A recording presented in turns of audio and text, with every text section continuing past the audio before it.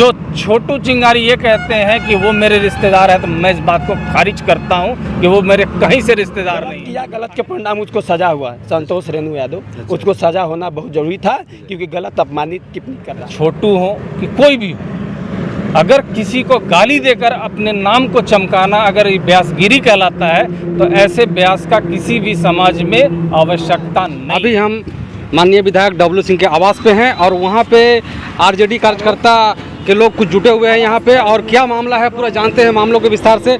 जी बताएंगे क्या मामला, क्या आप लोग आरजेडी आवास पे इनके विधायक जी के आवास पे आप लोग दिए? हम छात्र राजद के प्रखंड अध्यक्ष, मेरा नाम निर्भय यादव हुआ, और ये हमारे माननीय विधायक डब्लू सिंह जी आदरणीय नवीनगर के विधायक हैं। और आप लोग देखे होंगे कि दो जात में नाचने गाने वाले दो हैं, एक बाबू साहब से है, एक जादव साहब से है। गलत किया, गलत के परिणाम उसको सजा हुआ है। संतोष रेणु यादव, उसको सजा होना बहुत जरूरी था क्योंकि गलत अपमानित टिप्पणी कर रहा था किसी जात को लेकर। और छोटू चिंगारी माननीय विधायक जी के घर के पीछे का है, और वो ये लोग नाच बजान काम करने वाला कर रहा था। हम लोग कुछ नहीं बोल रहे थे, हम लोग को फेसबुक भी चेक किया जाए चाहे कुछ, हम लोग नहीं।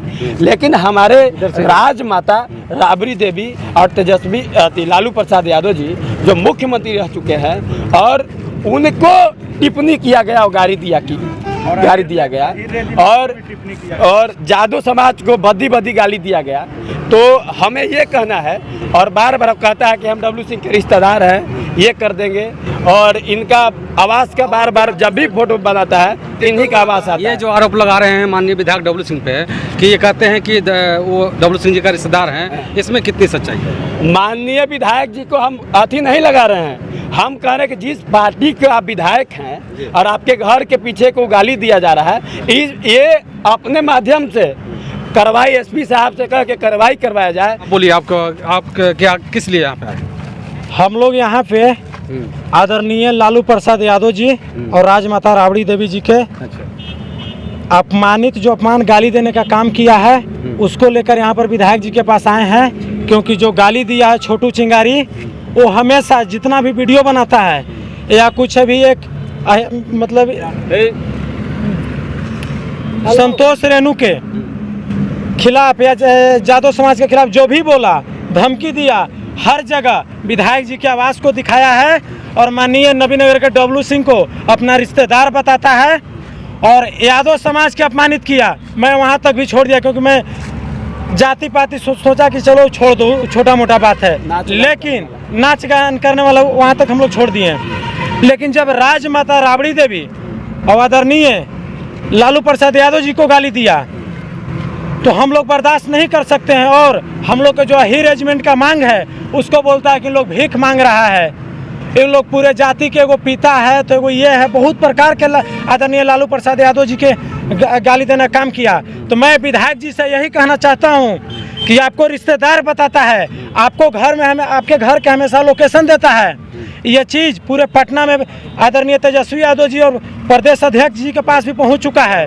तो मैं इनसे यही कहना चाहता हूँ कि आप जिस पार्टी के विधायक हैं, आपके राष्ट्रीय अध्यक्ष के अगर कोई गाली देता है और आप चुपचाप सुनते हैं, अब आपके घर कैसा नहीं है, ठीक है, आप किसी कारणवश बिजी रहते हैं, कुछ नहीं देख पाते, लेकिन आपको जानकारी नहीं है। क्योंकि जिसके घर के हर जगह पूरे यूट्यूब पर छाया है, सोशल मीडिया पर छाया हुआ है, तो जानकारी तो होगा ही। क्योंकि जितना वीडियो बना, जितना कुछ हुआ, सब में इनका घर का फोटो है। और मान चलिए घर के गार्जियन के कोई गाली देता है और हम घर के सदस्य हैं, तो क्या हमें जानकारी नहीं है? उसके बारे में नहीं बोलेंगे? जब राष्ट्रीय अध्यक्ष जी को गाली दिया जा रहा है, आप चुपचाप बैठे हुए हैं, तो किस स्थिति लेकर जाइएगा अगला बार आप क्षेत्र में कि हम फलना पार्टी के विधायक हैं और पिछले विधायक रह चुके हैं और वोट मांगने के लिए चाहे और कुछ करने के लिए चल क्या? हाँ सर, जो ये लोग का आरोप लग रहा है आपके ऊपर कि आपको पता है, फिर भी पहले जी माइक के नीचे रखिए, सबको आने दीजिए। ये जो पूरा एपिसोड है दो ब्यासों का, जो अपने आप को ब्यास कह रहे हैं, हम तो इन लोगों को ब्यास मानने के लिए भी तैयार नहीं है। छोटू हो कि कोई भी हो, अगर किसी को गाली देकर अपने नाम को चमकाना अगर ये ब्यासगिरी कहलाता है तो ऐसे ब्यास का किसी भी समाज में आवश्यकता नहीं है। दूसरा बात, ये कहीं से भी बर्दाश्त करने के योग्य नहीं है कि हमारे राष्ट्रीय अध्यक्ष या हमारे किसी भी नेता को कोई अपशब्द बोले। हम लोग कर्जदार हैं, हम लोग एक सिपाही के रूप में कर्जदार हैं राष्ट्रीय जनता दल के। राष्ट्रीय जनता दल ने मुझे सिंबल दिया, हम लोगों ने चुनाव लड़ा और यहाँ जितने नौजवान लड़के खड़े हैं पूरे ईमानदारी के साथ मेहनत करके मुझे जिताने का काम किए हैं। और हमारे भाई तेजस्वी जी हों, जो पूर्व उप मुख्यमंत्री रहे हों, माननीय लालू प्रसाद यादव जी के लिए मेरे पास शब्द नहीं है, मेरे पास शब्द नहीं है राबड़ी जी के लिए। अगर उन लोगों के बारे में अगर कोई एक शब्द भी अपशब्द बोलता है तो ये हम लोगों का डायरेक्ट तौहीनी का बात है। और जहाँ तक कि ये आ रहा है बात कि मेरे घर को उपयोग किया जाता था, आज सुबह ही, पहले का छोड़ दीजिए, आज सुबह में ही कुछ लड़के लोग फिर आए थे कि भैया वीडियो बनाना है हम लोगों को। हम हाथ जोड़ के उन लोगों को आग्रह किए हैं, क्योंकि कहे हैं कि बाबू तुम लोग करते हो बढ़िया चीज़ और आगे चल के डिस्प्यूट होने के बाद हमारे ही घर को दिखाते हो। तो हम तो तुम लोग को मदद करते हैं कि अगर नए लड़के हैं, कोई ऊर्जा अपने क्षेत्र में बढ़ाना चाहता है, अगर अपने आप को प्रोड्यूस करना चाहता है, खास करके हमारे घर को दिखा के अगर कोई वीडियो बना रहा है, कोई अगर फिल्म बनाना चाहता है तो हरदम हम स्वागत किए हैं। लेकिन अगर मेरे ही नाम को बदनाम किया जाएगा, जो छोटू चिंगारी ये कहते हैं कि वो मेरे रिश्तेदार है, तो मैं इस बात को खारिज करता हूँ कि वो मेरे कहीं से रिश्तेदार नहीं है। अगर मेरे अपने भी रिश्तेदार होंगे या अपना भाई होगा या अपना कोई सगा होगा और मेरे राष्ट्रीय अध्यक्ष को गाली देगा तो ये डब्लू सिंह बर्दाश्त करने वाला व्यक्ति नहीं है। और इस चीज़ का हम लोग खंडन करते हैं। और जहाँ तक ये नौजवान लड़के मेरे पास आए हैं, ये हमको 10 बात बोल सकते हैं, 10 बात बोल सकते हैं, क्योंकि इनका हक है, क्योंकि इन लोगों ने मुझे बनाया है। ये मुझसे लड़ सकते हैं, झगड़ सकते हैं, मेरे साथ बात कर सकते हैं, लेकिन कोई बाहर का व्यक्ति, ये जो अभी आप बोल रहे हैं छोटू चिंगारी के बारे में, छोटू चिंगारी के बारे में आप पता लगा लीजिए, वो मेरा रिश्तेदार नहीं है, वो भाजपा का कैडर है, भाजपा का कैडर है ये, और भाजपा का ये साजिश है। इस बात को समझना होगा सभी लोगों को कि भाजपा के लोग इस जिले के अंदर में बैठ के क्या क्या डुग्गिया ड्रामा करा रहे हैं। अगर कोई भी विवाद था तो ब्यासों का लड़ाई था, किसी दो जाति का लड़ाई नहीं था। अगर जाति का लड़ाई होता तो अभी तक हम लोगों के पास भी लोग आते कि नहीं डब्लू बाबू फलाना व्यक्ति हमारे जात को गाली दे रहा है।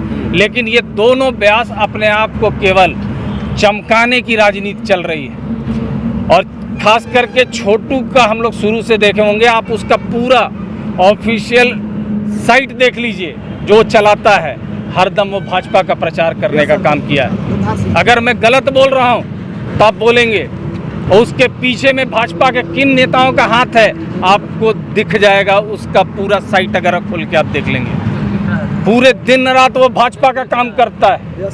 ये हो सकता है कि मेरा दुर्भाग्य हो कि अगर मेरे घर के पीछे में कोई भाजपा का व्यक्ति रह रहा है तो हम उसको भगा नहीं सकते हैं, लेकिन मेरा दूर दूर तक कोई संबंध नहीं है। अगर जो ये गलती किया है उसको हर हालत में सज़ा हम दिलवा के रहेंगे।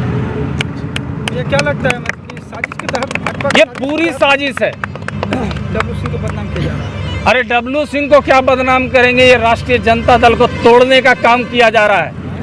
जिस तरीके से 6 का 6 विधानसभा हम लोगों ने जीता है, ये लोगों के पेट में ये बात पच नहीं रहा है। तब छोटी छोटी हरकत करके आप अगर लड़ना था तो विकास के लिए लड़के दिखाते ना, कि भाजपा वाले लोग आते हैं कहते लड़ते कि नहीं राष्ट्रीय जनता दल के लोग विकास का काम नहीं कर रहे हैं, तो राष्ट्रीय जनता दल के लोगों पे ओछी राजनीति कर रहे हैं कि ये जातीय संघर्ष का विद्वेष खड़ा करना चाह रहे हैं। तो हम सरकार से भी ये मांग करना चाहते हैं कि इसका पूरा निष्पक्ष जांच होना चाहिए कि ये क्यों हो रहा है। आज रेणु जी को भेज दिया गया जेल बिना जांच किए हुए, तो उसी तरीके से अगर सोशल साइट पर अगर छोटू चिंगारी ने भी अगर हमारे राष्ट्रीय अध्यक्ष के बारे में उल्टा बोला है तो उसको भी सलाखों के पीछे जाना होगा।